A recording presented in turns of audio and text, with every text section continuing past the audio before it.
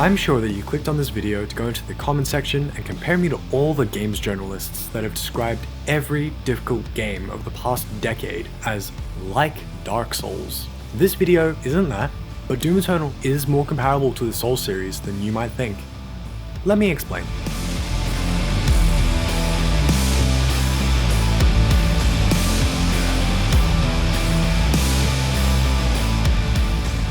Obviously, Dark Souls and Doom are two completely different franchises in a myriad of ways. The aesthetics, gameplay, music, and story of each come together to create two very, very different products. So why am I comparing Eternal to the Souls series of all things? Well, because they share a very similar philosophy as to how they treat the player. If you were a skilled FPS player and you picked up Doom 2016, you naturally fell into what we call at the studio like the fun zone, where you're weapon switching and moving and glory killing and managing resources. You're doing all these good things and it feels good. If you're not that good at FPS, there were too many unplanned for exploits in the game. So I could kind of beat the whole game with a sort of repetitive style of play. We tried to shore that up, to hold the player accountable, to not let them out of the fun zone. You know, the fun zone is managing resources. It's doing all these different things. It's thinking constantly. It's using the right tool for the job. You know, it's what you'll see, shooting weak points of enemies, you know, all these different things. And when they don't play that way, we kill them. Right. That's Hugo Martin, director of both Doom 2016 and Doom Eternal. This clip exemplifies exactly what I mean when I say that Eternal shares its core philosophy with Dark Souls. The player doesn't get to just play how they want to, they have to play how the game is designed to. In the fun zone, as Martin puts it. In this interview, he describes how the player is just handed the power fantasy in Doom 2016. While that's fun in its own way, it means that the player has complete control over the rhythm and cadence of all the combat encounters, letting them get comfortable. In Eternal, you really have to work to achieve that same level of power fantasy. Look at how powerful the basic melee attack in 2016 is compared to Eternal's wet noodle of a punch. You could just run around and slap all the fodder demons to death, but Eternal doesn't let you just punch your way through all the zombies and imps. Doom 2016 lets the player get comfortable knowing that they're the most powerful being in the room, while Eternal constantly forces them out of their comfort zone and into new territory, making them work for that same sense of power. That shift in philosophy is what makes Eternal more comparable to Dark Souls than its predecessor. Eternal forces you to adapt to new rhythms almost constantly throughout the majority of the story. It introduces new enemies, much like a Souls game. First just one as a focused encounter, be it as a boss or just an isolated fight, and then makes them more and more common until you're either overwhelmed or slaughtering dozens of them without breaking a sweat. A majority of the enemies have their own unique patterns, a specific way of moving, a weak spot to target, or a certain range you should handle them from. And these are easy to manage at first when there's only a few of them on your plate at a time. However, by the time you're about halfway through the game, the fights become a cacophony of a dozen different rhythms, and it can get overwhelming if you haven't learned how to handle all of them at the same time. There's not a single encounter in Eternal where you can just switch your brain off and fill a crowd of demons with whatever bullets you feel like, which is a massive departure from the previous game's encounter design.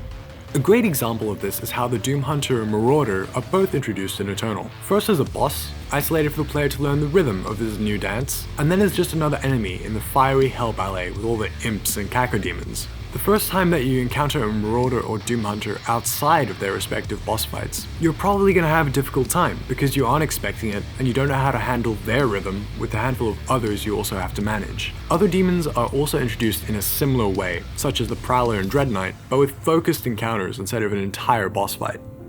Dark Souls also forces players into learning the patterns of the enemies around them. Similar to Eternal, some of the tougher enemies are introduced in isolation before being added into the regular mix. Sometimes this happens with bosses, like the Bell Gargoyles, who are first seen atop the Undead Parish, but then later seen again in Anor Londo as non-boss enemies. Similarly, the Barrow Outrider Knight is introduced in isolation fairly early into Dark Souls 3, and is a notable challenge for new players, but is then encountered again later in Lothric Castle and the Grand Archives. Much like Eternal, the later encounters don't make the enemy easier, the player is just more experienced and better equipped to deal with them. This gives the player a sense of growth as they easily overcome an obstacle that previously they had found difficult. Where Doom Eternal and Dark Souls differ on this growth in player skill is how the player is taught. Eternal provides a pop-up explaining the weak spot or intended strategy for a new enemy, while the Souls series makes the player go in blind and figure it out through trial and error. Both methods are valid ways of teaching the player, but both have their own best use cases. Another attribute that Eternal and the Souls games share is their use of indirect storytelling. While both games feed you the basic plot fairly directly, the additional lore that provides context and depth to their respective worlds is tucked away for the players that are interested. In Eternal, this takes the form of the codex entries, which are scattered across all the levels. Some of them are a little out of the way, but a majority of them the player will encounter without much exploration. Each of the entries are fairly short, but provide a small insight into the history of the world and characters without having large amounts of exposition dumped on the player. That way, you just keep shooting if that's what you're here for. Which you are, because, it's Doom. Little bits of background can also be found in the dialogue of Eternal. Several of the Khanmaker's lines allude to the Doomslayer's history, such as when she says, "You cannot resist the will of the Khanmaker." Activating the portal now.